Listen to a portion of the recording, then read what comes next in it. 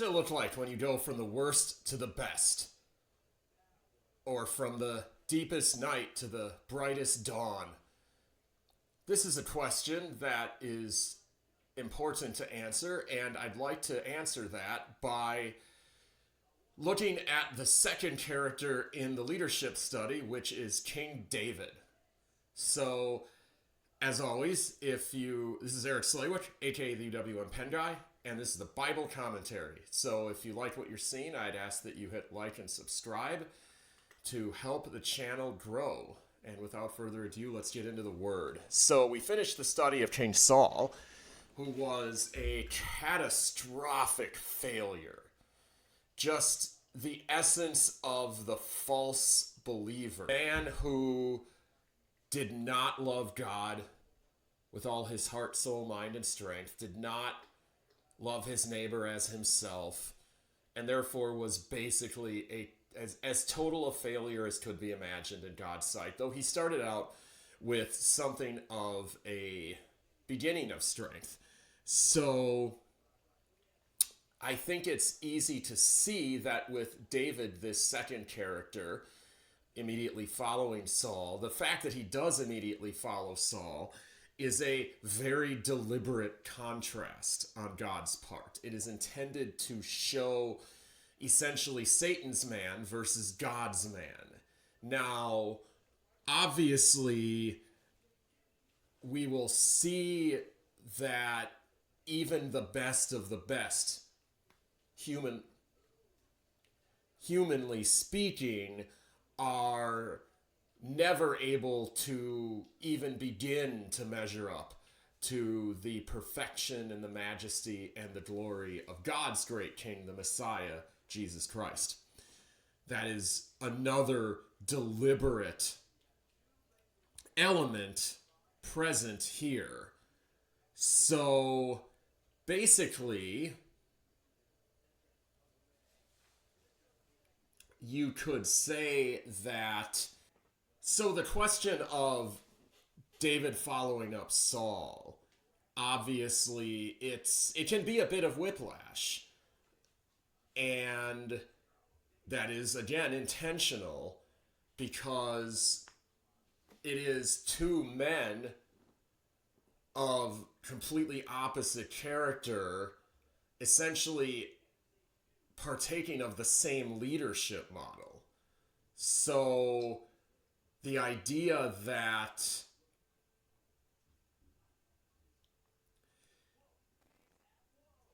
these two leadership models are simply interchangeable is obviously silly. And we will see when we look at Samson and Joshua that even the worst or most mixed up kind of character that you have in leadership by character is in some ways less destructive than the best leadership in leadership by authority. So let's get started then. David is anointed by the prophet Samuel after Saul's great catastrophic failure in not entirely wiping out, I think it was the Midianites, but in any case, he basically engaged in half-hearted obedience. And as a result of this, he was basically cut off from God. And now God sent Samuel to anoint David and referred to David as a man after his own heart. Now, this is the kind of person who can be used by God. Now, David will certainly become the model king, often considered the greatest of Israel's kings, even though technically he doesn't have the cleanest record. The fact that his life is given such extensive treatment in the Old Testament, treatment on a scale matching Abraham, Joseph, or perhaps even Moses, tells you that this man was chosen for a very particular purpose, a very special purpose. So, what is it exactly that set David apart in his generation? Well, it's what Paul would say when he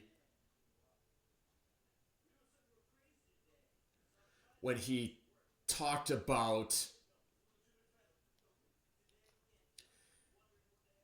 the fact that for the godly person, their ambition is to be pleasing to God. And in the broad sense, this was very much the case with David. David's ambition was to be pleasing to God. So we see this throughout his life. We see it in many of the Psalms that David penned. I will put up two examples of those here, where you can see that David is clearly desiring to worship God with his whole heart, soul, mind, and strength. Given that he wrote these songs of praise to God that were so full and impactful and, I guess you could say, effective.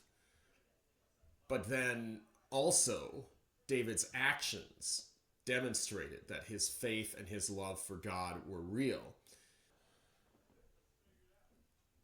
Israel was trembling before the enemy Philistine army, and they were basically paralyzed with fear, and a giant whose armor alone weighed something like 120 pounds. He might have been 9 or 10 feet. He could have weighed 300, 400, 500 pounds. And this man, probably one of the last descendants of the Nephilim, or the supermen who were born before the flood, this man blasphemed the God of Israel and engaged in what in the ancient world we call single combat, where essentially the entire course of an engagement or a meeting would be decided by individual combat between the two strongest men in the army. And obviously Goliath was the strongest man in the Philistine army. Now, who could possibly match Goliath? And here's where we see a good illustration of what Paul refers to when he says that the foolishness of God is greater than the wisdom of man. And Paul, of course, is kind of being tongue-in-cheek here. But who is it that comes forward to challenge Goliath? It's a teenage shepherd boy with a slingshot. And, of course, that could seem rather silly. Under God, it's what Paul refers to when he says that we have these treasures in trash bins in order that the exceeding strength, or that the abundance of the strength might come from God and not from us. And that's what you see with David. And, of course, David wins. He shoots the rock from the slingshot at exactly the right target, and Goliath falls. And so we see that this is a man being fit, a young man being fit for leadership by character, although he will ultimately become a part of leadership by authority. So, what do you get when you go from the worst to the best? Well, you get a mediocre beginning, turning into basically slavery, turning into a pivot into total defeat, and then finally collapsing into oblivion and dying in open rebellion against God. So, that is the contrast that we will be seeing here. And for next time, we will continue with the story of David. Until then, this is Eric Slawick, the UWM Pen Guy, and this has been the Bible Commentary. This, of course, begins in the famous story of David and Goliath.